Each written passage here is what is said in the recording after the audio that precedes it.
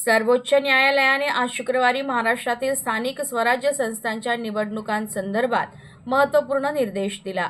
महाराष्ट्रातील नगरपरिषद, नगरपंचायत, जिल्हा परिषदा, पंचायत समित्या, महानगरपालिका या निवडणुकांमध्ये अनेक ठिकाणी आरक्षणाची 50% मर्यादा ओलांडली गेल्याची बाब समोर आली आहे।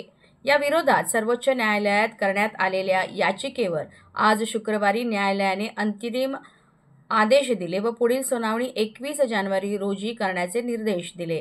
तसेच सर्वोच्च न्यायालयाने आज दिलेल्या अंतिम निकालामध्ये महानगरपालिका निवडणुकांची कोणत्याही विलंबाशिवाय घोषणा केली जावी असे निर्देश दिले आहेत।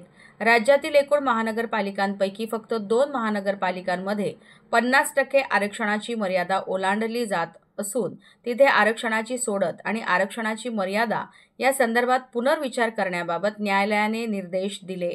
मात्र जर काही ठिकाणी 50% मर्यादा ओलांडली गेली तर तिथले निकाल देखील जानेवारी महिन्यात होणाऱ्या सुनावणीच्या आदेशांवर अवलंबून असणार आहे।